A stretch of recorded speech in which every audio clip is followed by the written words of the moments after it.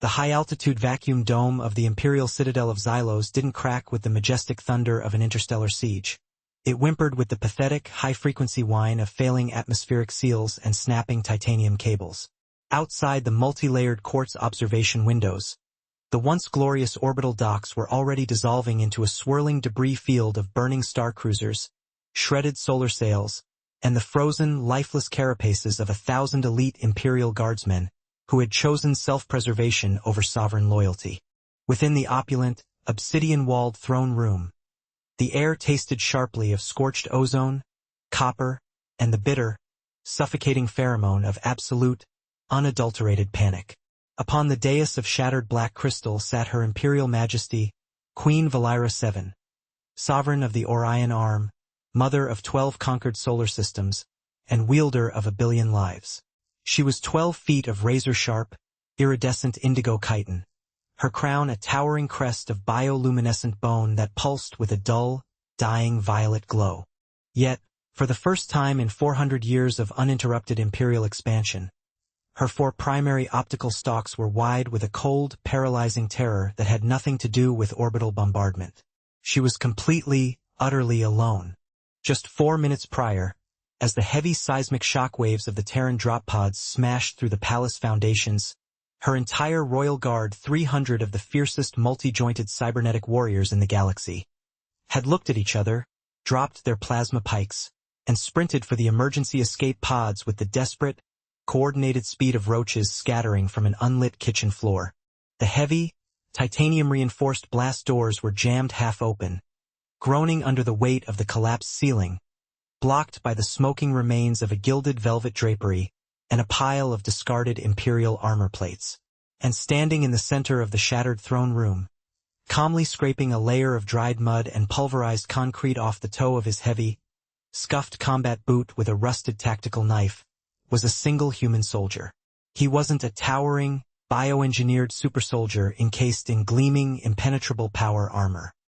He was a middle-aged man with short, iron-gray hair shaved close to a scarred scalp, wearing a tattered, oil-stained olive-drab infantry uniform that looked like it had survived 3 separate mudslides and a direct encounter with a plasma torch. His left pauldron was held together by thick strips of duct tape. His chest rig was missing half its magazine pouches, and dangling haphazardly from his belt was an old, dented canteen shaped like a grinning skull. He didn't raise an assault rifle. He didn't charge forward with a screaming war cry. He just finished cleaning his boot, slipped the knife back into its fraying leather sheath with a dull click, and looked up with a pair of tired, bloodshot brown eyes that examined the Queen of the Orion Arm the way a tired plumber examines a leaking kitchen sink. "Well?" the human said, his voice a low, gravelly rumble that scratched against the obsidian walls like sandpaper. "That's a lot of dead gold plating for a Tuesday." Queen Valira shrank back against her shattered crystal throne, her massive, multi-jointed tail curling protectively around her lower abdomen as her mandibles clicked together in a rapid, nervous stutter. Her advanced translator implants hummed frantically, struggling to categorize the strange, informal cadence of the primate's speech. "H-human," the Queen whispered, her voice trembling with a raw, undignified vulnerability that no subject of the Empire had ever heard. You breached the inner sanctum alone? Where is your strike team? Where are your heavy orbital batteries?" The human Corporal Thomas Miller of the 42nd Terran Drop Infantry let out a short, dry bark of laughter that sounded suspiciously like a cough.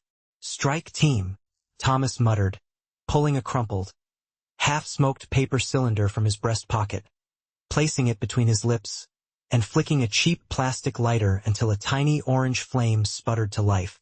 "Lady, my drop pod missed the landing zone by 40 miles. I landed dead center in your Royal Botanical Gardens, got chased by 3 guard dogs that looked like laser-shooting panthers, and crawled through 70 feet of industrial sewage just to find a dry exit." He took a slow, deep drag of the cigarette, exhaling a thin cloud of gray smoke toward the high vaulted ceiling before pointing his smoldering filter directly at her crown. "As for my battalion," Thomas continued, shaking his head slowly, "they're still downstairs clearing out the mess hall. I just took a wrong turn at the grand staircase and ended up in your living room. Valira stared at him, her optical stalks dilating in absolute, uncomprehending shock. "You took a wrong turn?" she repeated, her voice pitching upward into an incredulous squeak. "You infiltrated the sovereign citadel of the first hegemony? By accident?" "Accident. Design. Potato. Potato." Thomas shrugged lazily, leaning his weight against a shattered marble pillar that was currently holding up half the ceiling. "Point is, your guards are gone. Your fleet is burning. And you're sitting on a very uncomfortable-looking pile of glass. The Queen's pride, the ancient, burning arrogance of a dynasty that had enslaved thousands of species, flared up like a dying ember caught in a gale." She hissed, her massive indigo mandibles flaring wide as she rose to her full 12-foot height, her bioluminescent bone crest flashing a brilliant, angry crimson. "Insolent, hairless ape!" Valira shrieked, her voice echoing with the residual psychic authority of a ruler accustomed to making worlds bow with a whisper. "Do you know who I am? I am Valira 7. I have extinguished civilizations with a stroke of a pen. My ancestors forged the stars in chains. You stand before a god, and you speak to me with such casual disrespect." She took a slow, heavy step down from the dais, her multi-jointed talons clicking against the broken glass. "Kneel, scavenger," she commanded, her voice dropping into a low, hypnotic register designed to shatter human nervous systems through sheer biosonic resonance. "Surrender your vessel's codes, offer your skull as a trophy, and perhaps I shall grant your miserable species the mercy of a swift, painless extinction." Thomas didn't flinch. He didn't drop to his knees. He didn't even blink. He just stood there, leaning against the pillar, taking another slow, unhurried drag of his cigarette while blowing a small, perfect smoke ring that drifted lazily upward and passed right through one of the Queen's trembling optical stalks. When the smoke cleared, Thomas stared straight into her terrified crimson eyes with an expression of profound, soul-crushing boredom. "Are you done?" Thomas asked quietly. Valira stopped dead in her tracks, her bioluminescent crest flickering erratically. What did you say?" "I said, are you done?" Thomas repeated, dropping his cigarette butt onto the pristine white marble floor and grinding it out slowly beneath his filthy boot heel. "Because my feet are killing me, my comms unit is busted, and I haven't had a decent cup of coffee in 3 weeks." The Queen stared at him, her imperial mind completely short-circuiting. For 300 years, enemies had begged for mercy, wept for their lives, or tried to strike desperate bargains. No one had ever looked at the sovereign of the Orion Arm and acted like she was keeping them from a lunch break. You do not fear me?" Valira whispered, her voice dropping to a fragile, breathless tremor. "I could crush your skull between my mandibles right now. I could unmake your entire planet with a single keystroke on my console." "Yeah, well," Thomas sighed, reaching down to adjust the strap of his heavy tactical rucksack. "My ex-wife said pretty much the exact same thing when I forgot our anniversary back in 2042.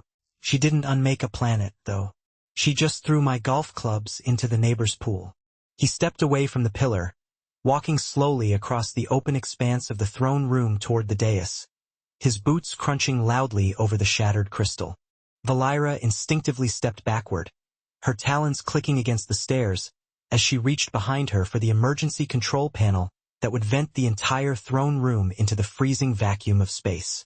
"Stay back, human!" she warned, her voice cracking with rising panic. "I mean it. 1 step closer and I activate the purge protocol. We die together." Thomas stopped 20 paces away. He didn't pull a weapon. He didn't raise his fists. Instead, he reached into his breast pocket, pulled out a small, foil-wrapped rectangular object, and tossed it through the air toward the Queen. It tumbled end over end before bouncing harmlessly off her massive indigo chest plate and landing with a soft thud at the base of her crystalline throne. Valira looked down at the object, her optical stalks twitching in stark confusion. She bent down slowly, her multi-jointed claws gingerly picking up the foil packet. Her tactical translators scanned the faded, scratched English lettering on the wrapper. Mint-flavored military issue protein chew. Manufactured, United Earth Soul Grid, 2039. What is this? She asked, her voice dropping all its imperial pretense, sounding more like a confused child than a galactic conqueror. A chemical weapon? A tracking beacon? It's a piece of mint gum, Thomas said flatly. My last one, actually. My buddy Mac gave it to me before we dropped into this sector. Said it helps with the adrenaline shakes. The Queen stared at the small foil packet in her claws, her mind flashing back through all the intelligence reports her empire had compiled on humanity over the last decade. They had analyzed human weapons, human ship designs, human economic models, and human genetic markers down to the molecular level. They had prepared for their rage, their resilience, their cunning, and their terrifying industrial capacity. None of the reports had mentioned mint-flavored protein chew. Why? Valira whispered, her voice trembling as she looked back up at the weary human infantryman. Why did you throw this at me? Because you look like you're about to pass out, Your Majesty, Thomas said, his voice suddenly losing its cynical edge, replaced by a strange, heavy weariness that only a veteran of 1,000 mud-filled trenches could understand. And trust me, you don't want to die sober in a room that smells like burnt hair and plasma fluid. The Queen slowly lowered her hands. The bioluminescent bone crest on her head dimmed from an aggressive crimson to a soft, exhausted violet, pulsing weakly against the dark velvet of the ruined throne room. She looked around her magnificent, collapsing palace, at the shattered windows, the empty corridors, the broken gold, and the cowardly guards who had fled into the dark. Then, she looked back at the single human soldier standing before her in a tattered uniform, who had walked into the belly of the beast not with a grand declaration of righteous vengeance, but because he had taken a wrong turn on his way to the mess hall. My empire is gone, isn't it? Valira asked softly, her voice barely louder than the hum of the failing life support grid. Yeah, Thomas replied gently, pulling a second, empty canteen from his belt and uncapping it. Pretty much. The boys upstairs are probably turning your throne room into a parking lot as we speak. The Queen let out a long, shuddering sigh, a sound like dry autumn leaves scraping across concrete. She slowly sank down onto the edge of her shattered crystal throne, her massive indigo frame folding inward as the crushing weight of 4 centuries of unyielding sovereignty finally collapsed into dust. She dropped the foil gum packet back onto the floor, resting her heavy, multi-jointed head in her primary claws. I have no escape pod, Valira murmured, staring blankly at the floor. My guard abandoned me. My people have surrendered. If the High Command finds me here, they will execute me for losing the war. Thomas stood in silence for a long moment, watching the terrifying alien sovereign shrink into a lonely, defeated shadow of her former glory. He reached into his rucksack, pulled out a second, slightly dented metal flask filled with lukewarm filtered water, and tossed it across the floor. It slid smoothly over the polished marble until it gently bumped against her lowest claw. Valira looked down at the flask, then up at the human in utter bewilderment. What is this for? She asked. Thomas pulled a second unlit cigarette from his pocket, rolled it between his fingers, and walked over to sit down on the bottom step of the royal dais, a few feet away from the fallen empress of the Orion Arm. My shift doesn't end for another 4 hours, Thomas said, staring out the shattered observation window toward the burning stars of the Sol Advance. And until my squad shows up with the extraction shuttle, I'm technically still on duty. He glanced sideways at the towering alien monarch, offering a small, tired, lopsided grin that bridged the gap between 2 entirely different worlds. So, Thomas muttered, leaning his tired head back against the cold obsidian step. You want half this cigarette? Or are we just going to sit here and wait for the captain to yell at us? The Queen of the Orion Arm stared at the human for 3 long silent seconds. Then, slowly, hesitantly, her mandibles parted in something that closely resembled a weary, ironic smile. She picked up the water flask, unscrewed the cap, and took a long, quiet drink as the stars burned down around them.